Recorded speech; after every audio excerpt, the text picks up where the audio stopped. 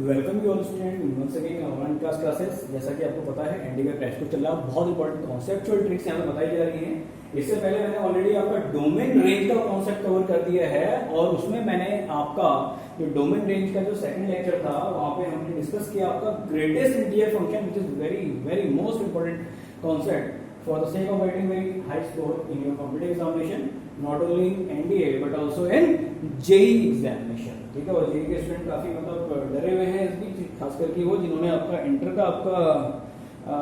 के बाद सीधे अटेंड कर रहे हैं, तो फिलहाल डरने की जरूरत नहीं है। कॉम्पिटिशन बहुत इजी है, कॉन्सेप्ट को मेकअप करिए और बहुत अच्छा स्कोर आप इजीली बूस्ट कर सकते हैं। तो फिलहाल हमारे यहाँ पे ऑलरेडी डील कर चुके हैं ग्रेटेस्ट इंटीजर फंक्शन। अब हम बात करेंगे यहाँ पे कुछ इंपॉर्टेंट कॉन्सेप्ट्स की और कितने तरह के फंक्शन हैं जिसमें आपका डोमेन और रेंज का कॉन्सेप्ट पूछा जाता है। ठीक है, तो मॉडुलस हमने मॉड फंक्शन डील कर लिया है ऑलरेडी हमने, और ग्रेटेस्ट इंटीजर डील कर लिया है। अब सिग्नल फंक्शन भी डील हो चुका है। ठीक है, सिग्नल फंक्शन की इंपॉर्टेंस, और जितने भी फंक्शन है केवल इसको आप डोमेन रेंज तक ही सीमित मत रखना, ये आपका लिमिट, कंटिन्यूटी और डिफरेंशिएबिलिटी में भी आपका काम आने वाले हैं। इसलिए मैंने सारे इंपॉर्टेंट कॉन्सेप्ट यहाँ पे इसलिए डील कर रहा हूँ क्योंकि इससे आपकी लिमिट, कंटिन्यूटी और जो आपका डिफरेंशिएबिलिटी है वो भी कवर हो जाएगी। क्योंकि इजी चीजें तो इजीली हो ही जाएंगी। साइन एक्स अपॉन एक्स का एक पर्टिकुलर वैल्यू पे एक्स टू ए पे चेक करते हैं तो वो वन आता है, वो आप पढ़ते ही आए हैं। ठीक है, वो ज्यादा इंपॉर्टेंट नहीं है, ठीक है, वो तो कर ही लेंगे। ठीक है, और लेकिन उस तरह की प्रॉब्लम यहाँ पे कॉम्पिटिशन में नहीं आएंगी ना, दिक्कत तो है बोर्ड में तक नहीं आएंगी। ठीक है, तो कॉम्पिटिशन तो दूर की बात है। ठीक है, तो यहाँ पे अब हम कुछ इंपॉर्टेंट कॉन्सेप्ट और डील करते हैं जो कि है आपका फ्रैक्शनल पार्ट ऑफ एक्स। हाँ, उससे पहले फ्रैक्शनल पार्ट ऑफ एक्स में आपको एक चीज पहले और बता दूं, यहाँ पे जो ग्रेटेस्ट इंटीजर फंक्शन को जब भी आप डील करें, हमने ग्राफ से पढ़ लिया है कि जो ग्रेटेस्ट इंटीजर फंक्शन होता है, जो उसकी वैल्यू लाई करती है, एक नंबर पहले को इंक्लूड करता है। नाम तो ग्रेटेस्ट इंटीजर फंक्शन है, लेकिन इसके काम थोड़े छोटे वाले हैं। ठीक है, तो दिमाग में रखना, वो जो वैल्यू एक्सेप्ट करता है आपका n से n+1 के बीच में एक्सेप्ट करता है। तो ये आपका की पॉइंट है यहाँ पे। ठीक है, कहने का मतलब है ग्रेटेस्ट इंटीजर फंक्शन अगर आपका सपोज मैं x की वैल्यू यहाँ पे 2.5 रखता हूँ। ठीक है, सपोज x की 2.5 रखी जाती है, तो उसमें आपका कौन सी वैल्यू एक्सेप्ट करेगा यहाँ पे? हाँ, अगर x की वैल्यू 2.5 ली जाए तो x की 2.5 रखेंगे तो बताओ क्या वैल्यू देगा ग्रेटेस्ट इंटीजर फंक्शन यहाँ पे? 2 देगा।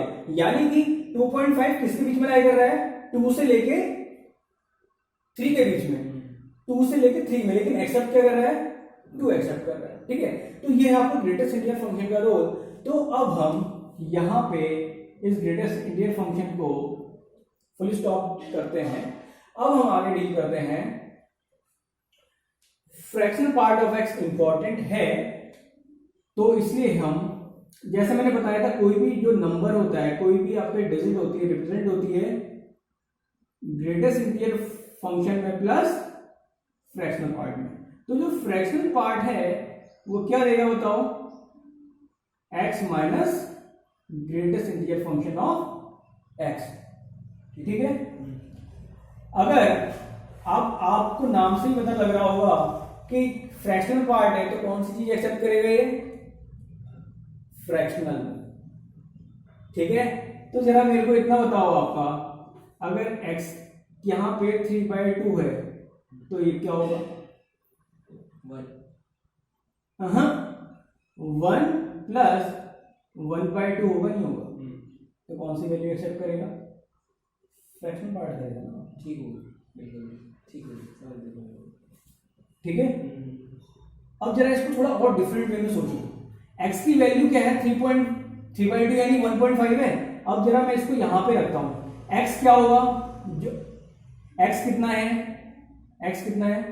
x 1.5 है, 1.5 माइनस ग्रेटेस्ट इंटीजर क्या होगा? 1.5 का ग्रेटेस्ट इंटीजर क्या आएगा? कितना आया? यानी 1/2 आया नहीं? हो गया कॉन्सेप्ट क्लियर? नोट कर लीजिए, बहुत इंपॉर्टेंट कॉन्सेप्ट है।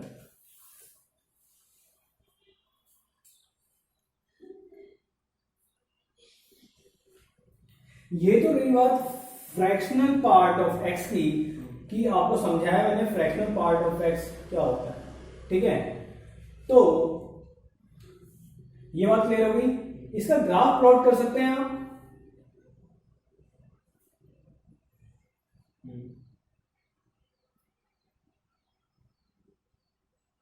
जीरो 1 2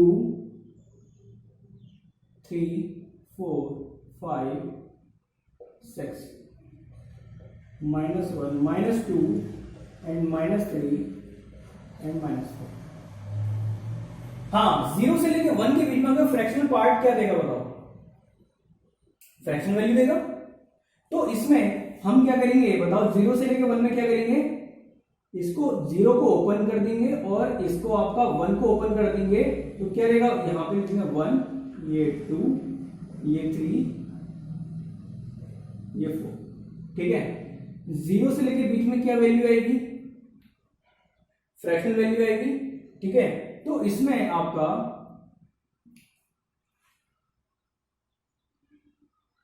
क्या रहेगा बताओ, x -1। तो बताओ यहां पे क्या आएगा आपका, 0 से लेके 1 में कोई भी फ्रैक्शन वैल्यू आती है उसको तो एक्सेप्ट करेगा, ठीक है।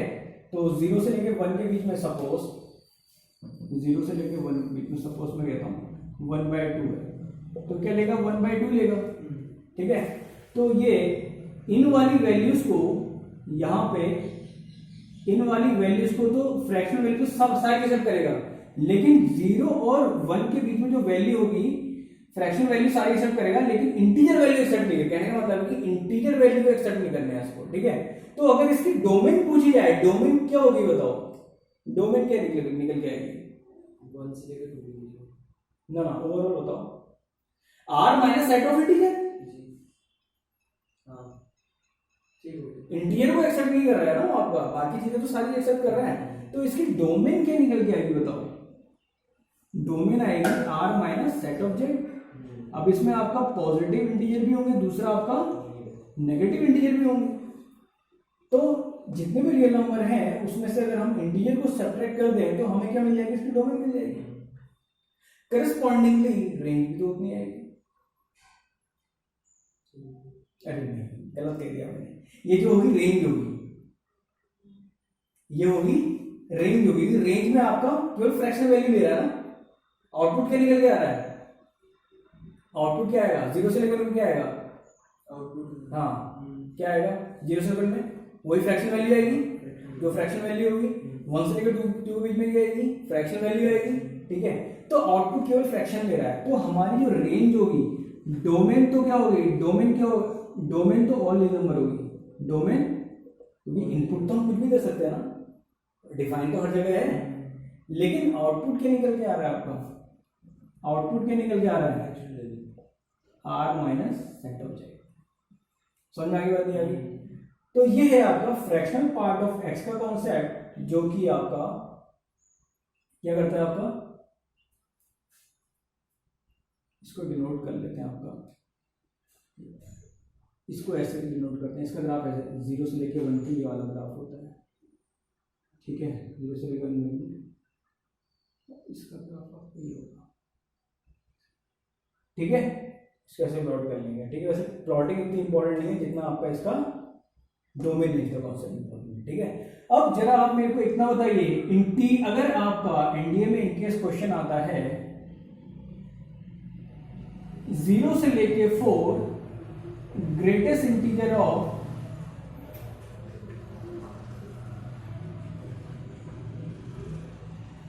x dx, इसकी वैल्यू क्या होगी। 0 से लेकर 4 आपकी लिमिट दे रखी है यहाँ पे, और greatest integer function of dx दे रखा है। आप जानते हैं डेफिनेट इंटीग्रल क्या देता है, डेफिनेट इंटीग्रल से क्या मिलता है हमें, डेफिनेट इंटीग्रल से मतलब कुछ लिमिट तक एरिया मिलता है। डेफिनेट इंटीग्रल से क्या मिलता है, एरिया मिलता है। उस कर्व के अंदर जितना भी एरिया होता है वो हमें डेफिनेट इंटीग्रल से मिलता है। अब आप कहेंगे कि मैं इसको ऐसे निकालता हूं, तो क्या आपके पास इतना टाइम होगा कि आप यहाँ पे, एक तो करने का तरीका बता दे रहा हूं, यहाँ पे 0 से लेके 1 ग्रेटेस्ट इंटीजर क्या देता है, 0 देगा, 0 से लेके 0 देगा, 0.dx प्लस 1 से लेके 2 बताओ 1 देगा, प्लस 2 से लेके 3 क्या देगा बताओ? 2 देगा, प्लस 3 से लेके 4 क्या देगा? 3 देगा। एक तो तरीका ही है, ठीक है। यहाँ पे मैं डेफिनेटली रूल भी बता रहा हूँ, फंक्शन बात चली तो फंक्शन के बारे में पता होना चाहिए, ठीक है। समझ आगे बात नहीं आई तो बताओ, इसको हम नॉर्मली सोल्व नहीं करेंगे। हाँ एक तो तरीका ये है सोल्व करने का। इसका आंसर कितना आएगा बताओ? इसका तो आ जाएगा ये तो 0 हो गया, x ये कितना हो गया? dx 2 माइनस 1 लिमिट 1 से लेकर प्लस 1 हो गया, हाँ। dx साइड देखिए नेक्स्ट होगा, ठीक है। आगे बताओ, ये प्लस 2 आ गया, यहाँ कितना है? 3 माइनस 2 6 माइनस 1 4 6 माइनस 4 2 हाँ बाकी को वही की बात होगी, ठीक है। 2 मैंने कॉन्स्टेंट मान लिया आपका। आगे बताओ, 3 आ गया इसमें 4 माइनस 3 विच इज 1 कितना आ रहा है आपका? 3 2 5 6 ये आ रहा है, 6 आ रहा है। अब ग्राफ बताओ, मैंने ग्राफ में क्या बताया था आपको? यहाँ पे ग्राफ में ध्यान दो, 0 1 2 3 4 5, हाँ ये 1 हो गया, ये 2 हो गया, ये 3 हो गया, ये 4 हो गया। अब बताओ 0 से लेके 1 में क्या देता है? 0 देता है, ठीक है। तो 0 से लेके 1 में 0, तो इसका आपका ये हो गया ग्राफ। आगे बताओ 1 से लेके 2 में क्या देगा? 1 देगा, ये हो गया, ठीक है। 2 से लेके 3 में क्या देगा? ऑब्वियसली 2 देगा, ठीक है। इसको प्रोजेक्शन में बनाते रहो। 3 से लेके 4 में क्या देगा? 3 देगा आपको, इसका प्रोजेक्शन ले आते हैं आपको। 4 से लेके 5 में कहां तक जा रहे हैं? 3 से 4 तक की 3 से 4 ही है। अब मेरे को बताओ 0 से लेके 1 में कितना है आपका? 0, ठीक है। 1 से लेके 2, 2 से 3, 3 से 4। अब जरा इसका आंसर चेक करो कितना आएगा? 1 ये हो गया, 1 ये हो गया, 1 ये हो गया, 1 1 1 1 प्लस 1 प्लस 1 3 3 6 कितना आ रहा है?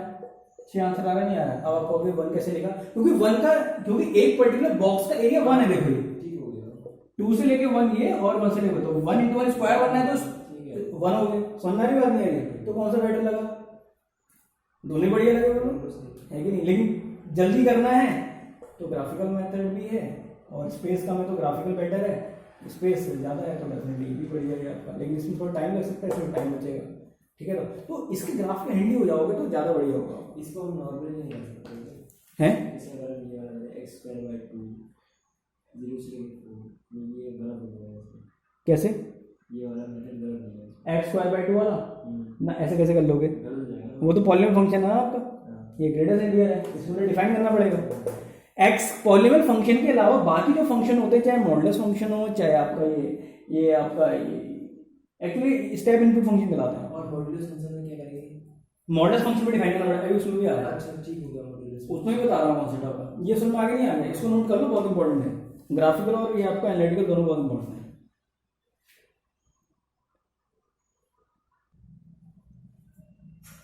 अब हम बात करेंगे यहाँ पे बहुत इंपॉर्टेंट कॉन्सेप्ट की, मॉडुलस फंक्शन जब भी आपका दिया होगा। देखो यहाँ पे मैं इसके पहले थोड़ा इंटीग्रल के कॉन्सेप्ट भी बताते चल रहा हूँ कि उसकी इंपॉर्टेंस क्या है, ठीक है। तो क्योंकि अगर आप फंक्शन के साथ ही चीजें पढ़ लेते हैं, और एक्चुअली आपका स्कूलों में भी इसी तरह पढ़ाना चाहिए, या तो मेरा मानना है कि तब तो स्टूडेंट का इजीली आपका कॉम्पिटिशन निकल जाता है। लेकिन वहां पर ढंगा क्या है कि पहले आप लोग को एक चीज हटाई जाती है, जब तक आपको दूसरी चीज हटाई जाती है तब तक आप पहली चीज भूल जाते हैं।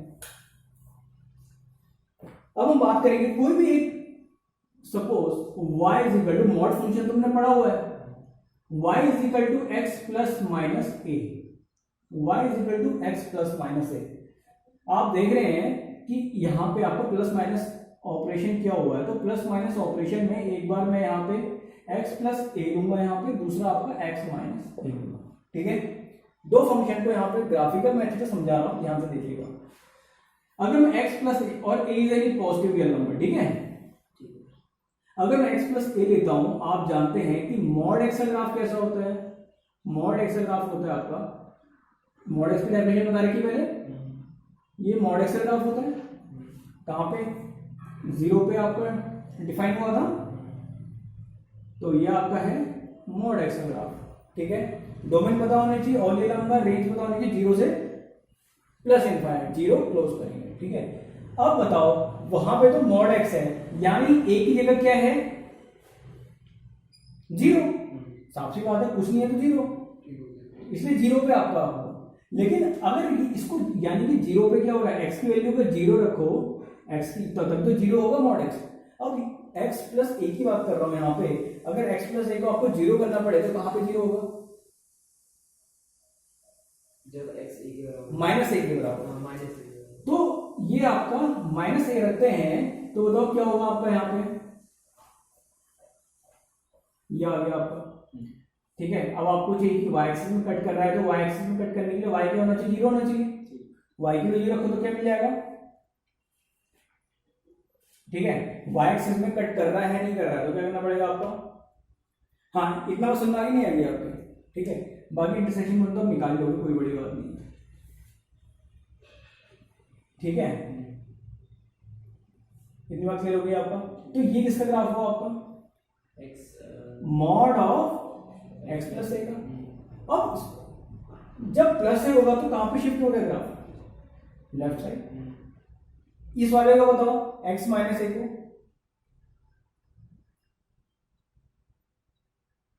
इसमें a, हाँ जरा एक्स, ये इंटरसेक्शन पॉइंट निकालो क्या आएगा, वाई एक्स में कहां कट कर रहा है, एक्स जीरो रखो, एक्स जीरो रखेंगे यहाँ पे, एक्स जीरो रखेंगे, वाई की क्या आएगी यहाँ पे ए, तो इंटरसेक्ट कहां पे कर रहा है ये ए पे, ठीक है, सिमिलरली उस साइड में जीरो कॉमा, ठीक है। अब बताओ मॉड ऑफ एक्स माइनस ए बताओ, x की जगह a रख देंगे, एक्स की जगह, राइट हैंड साइड, हाँ राइट हैंड साइड में, तो यहाँ पे आपका ये ग्राफ यहाँ पे शिफ्ट हो जाएगा, दिस इज प्लस ए, तो यहाँ पे आपका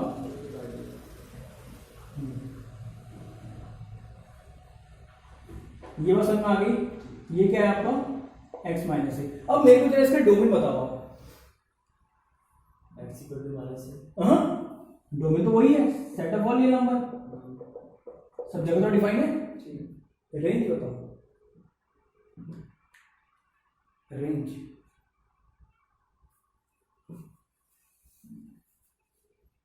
रेंज तो कितनी आ रही है, जीरो से, रियल नंबर ही होगी, जीरो से प्लस इनफाइनाइट,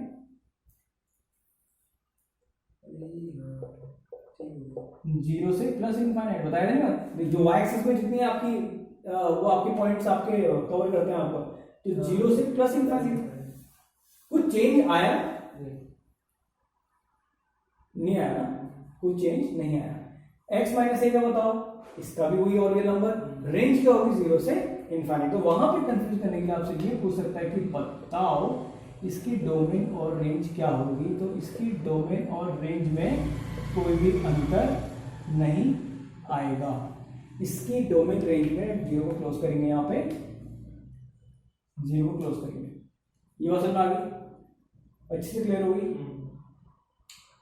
अब मैं कह रहा हूं आपसे बोल देगा बताइए एरिया, यहां पे बताइए एरिया, सपोज वो कह देगा आपका माइनस ए से plus a mod of x minus a dx, बताओ इसका एरिया बताओ, इसकी वैल्यू बताओ, एरिया बताओ, हाँ करो, दो केस में हो गए, हाँ दोनों मेथड से करना है इसका, एनालिटिकल और उससे आपका। तो यहां पे देखिए आपका सबसे पहले इस तरह की प्रॉब्लम दी जाती है, तो साफ सी बात है आप कॉम्पिटिशन की प्रिपरेशन कर रहे हैं, तो मैं इसको पहले आपको ग्राफिकल मेथड से समझाऊंगा, ठीक है। तो देखिए सबसे पहले इस तरह के जो ग्राफ्स होते हैं उसमें हम चेक करते हैं कि ग्राफ मॉड फंक्शन ब्रेक कहां पे कर रहा है, ठीक है, यानी कि चोंच कहां पे बननी है, ब्रेक करना है ना, चोंच कहां पे बनना है, ठीक है। अगर मैं आपसे चलो एक क्वेश्चन और पूछा, मैंने आपको बता रखा है पहले ऑलरेडी कि शार्प बैंड्स में आपका फंक्शन नॉन डिफरेंशिएबल होता है, शार्प बैंड का फंक्शन नॉन डिफरेंशियल होता है। ऐसा क्यों होता है वो डिफरेंशियलिटी में बात कर लेंगे, लेकिन फिलहाल यहां पे बताइए मॉड ऑफ एक्स माइनस ए है, ब्रेक कहां पे कर रहा है, ए पे, तो प्लस ए पे, तो ये प्लस ए आपका यहां पे हो गया, तो ये आपका क्या आ गया प्लस, ठीक है। थोड़ी बहुत समझने के लिए कॉन्सेप्ट को समझ लेते हैं, फंक्शन कहां पे डिफरेंशिएबल नहीं है, ए पे डिफरेंशिएबल नहीं है, फंक्शन कंटिन्यूअस है, ऑब्वियसली कंटिन्यूअस है, ओवरऑल कंटिन्यूअस है सारी रियल नंबर लाइन में, ठीक है। कंप्लीट रियल लाइन में अपनी डोमेन में क्या है, ये फंक्शन कंटिन्यूस है। अपनी डोमेन में कहां पे डिफरेंशिएबल नहीं है, ए पे। समझ आ रही बात नहीं? कौन सा समझ नहीं आ रहा है? अपनी कंप्लीट डोमेन में डिफरेंशिएबल कहां पे नहीं है, ए पे नहीं है। क्यों? शार्प बैंड है। ऐसा क्या होता है शार्प बैंड में कि डिफरेंशिएबल नहीं होता है? पूरा जीरो जाता है मतलब जो y की वैल्यू। डिफरेंशिएबिलिटी का मतलब होता है लेफ्ट साइड की डिफरेंशिएबिलिटी बराबर राइट साइड की डिफरेंशिएबिलिटी। उसका मतलब क्या होता है, दोनों स्लोप बराबर होने चाहिए। क्या आपको एक ही पॉइंट में स्लोप बराबर मिल रहा है? देखो यहाँ पे टेंजेंट ड्रॉ करूंगा, इसके रिस्पेक्ट में लेफ्ट साइड से ये मिलेगा, राइट साइड से ये मिलेगा। क्या दोनों टेंजेंट, दोनों स्लोप एक ही हैं? नहीं। एक ऐसा आ रहा है, एक ऐसा आ रहा है, एक ही पॉइंट में, क्या पॉसिबल है? ठीक है। जबकि अगर ये कर्व स्मूथ होता, अगर मैं यहां से टेंजेंट ड्रॉ करता तो आपका यहां से आपका उतनी ही वैल्यू निकल के आती। शार्प बैंड में क्या होता है, दो टेंजेंट ड्रॉ होता है, रीजन ये होता है। समझ आ रही बात नहीं? शार्प बैंड में दो टेंजेंट, तो एक ही पॉइंट में सेम टेंजेंट आपके ड्रॉ, मतलब टू डिफरेंट टेंजेंट्स ड्रॉ नहीं हो सकते। जबकि आपका कंटिन्यूअस कर्व में लेफ्ट साइड की डिफरेंशिएबिलिटी बराबर होती है राइट साइड की डिफरेंशिएबिलिटी, यानी स्लोप आपका सेम होता है। ये रीजन होता है, समझने की बात नहीं है? जबकि यहाँ पे दो आपका एलएसडी आरएसडी डिफरेंट आ जाते हैं शार्प बैंड में। ये रीजन है आपका कि इसलिए आपका ये शार्प एजेस जो होती है वहां पे फंक्शन नॉट डिफरेंशिएबल होता है। This is the reason. ठीक है, समझ में आ गई बात नहीं आ गई? अब जरा इतना बताओ मेरे को कि इसको एरिया निकालना है, कहां से कहां तक निकालना है? एक्सकल टू माइनस ए से एक्सकल टू प्लस ए तक का, ये निकालना आपको एरिया। एक्सकल टू माइनस ए अगर मैं यहां पे रखता हूं क्या वैल्यू मिलेगी आपको बताओ? माइनस ए माइनस टू, उसका मॉड क्या मिलेगा? प्लस 2, क्योंकि हमारा मेन फंक्शन क्या है, मॉड ऑफ एक्स माइनस है ना। एक्सकल टू माइनस ए रखोगे तो माइनस माइनस 2 है, तो 2 है आपका आया, ये वैसे ही पॉजिटिव जाना है, तो ये क्या है माइनस ए कॉमा 2 है। कहां से कहां तक जाना है? ए से माइनस है। जरा बताओ इसकी लेंथ बताओ क्या है? 2 है इसकी लेंथ। ठीक है, परपेंडिकुलर राइट एंगल ट्रायंगल है, हाफ बेस कितना है 2 है, इसका कितना है लेंथ कितनी वो कितना है परपेंडिकुलर कितना 2 है 2 है। आपका क्या है इसको कैसे आ रहा है चेक करो, कहीं गलती हो रही है। एनालिटिकल मेथड से चेक कर लेते हैं, एनालिटिकल मेथड से चेक कर लेते हैं। बताओ इसको फंक्शन को डिफाइन करो, ए से कम में क्या देगा, यानी माइनस ए से एक्स की वैल्यू जब ए से ब्रेक जहां पे करता है वहां तक ले जाते हैं, माइनस ए से प्लस ए क्या देगा माइनस एक्स माइनस ए से ग्रेटर देन में क्या देगा, यानी एक्स की वैल्यू अगर ग्रेटर देन होगी ए से क्या देगा एक्स माइनस ए देगा। ठीक है, चलो ये तो हमने इसको डिफाइन कर लिया, ये तो डिफाइन कर लिया। अब इसको हम यहां पे ले जाते हैं इंटीग्रेशन में, कहां से कहां तक माइनस ए से प्लस ए, माइनस ए से सॉरी जीरो माइनस कहां तक नहीं, हाँ माइनस से प्लस जहां ब्रेक कर रहा है, माइनस ए से प्लस ए क्या देगा minus of x minus A D x plus, अब ए से बड़े में क्या देगा, हमें जाना कहां तक है एक्स माइनस ए से माइनस, हमें केवल माइनस से प्लस ए जाना ना, अब ए से माइनस ए ना अब इतने चलेंगे, हमारी लिमिट ही वही है। अच्छा, हमारी लिमिट ही वही है, हम उससे आगे क्यों बढ़ेंगे, माइनस से प्लस ए पे चेक करना है, तो माइनस से प्लस ए ग्राफ क्या देगा एक्स माइनस एक्स माइनस से देगा ना, तो बताओ कितना आ जाएगा यहाँ पे, कितना आ जाएगा माइनस साइन यहाँ गया, कितना आ गया बताओ माइनस ऑफ एक्स स्क्वायर, ये माइनस में plus A x minus a से प्लस ए, बताओ क्या रखो वैल्यू कितना आ जाएगा। अब देखो माइनस साइन बाहर है माइनस साइन अंदर ले गया, हाँ बताओ कितना आ जाएगा यहाँ पे, ये आपका आ जाएगा minus A square by 2 sorry ये हाँ इसका dx अंदर गया एक्स स्क्वायर बाई 2 आपका। ठीक है, ये बताओ कितना हो जाएगा प्लस ए स्क्वायर उसमें भी बाई माइनस ऑफ प्लस हो जाएगा ए स्क्वायर बाय 2, ये आपका गया माइनस प्लस एक्स स्क्वायर, ठीक है ठीक है सही। शुरू में माइनस एक्स स्क्वायर ये आपका हाँ, आगे तो कितना हो जाएगा, माइनस ये तो कैंसिल आउट हो गया, तो 2 स्क्वायर तो आ रहा है, ए स्क्वायर फिर ये प्लस हो गया, ट्वाइस ऑफ ए स्क्वायर, कहाँ मिस्टेक हो गया, जबकि मेरे को तुम करेक्ट करते आ रहे हो।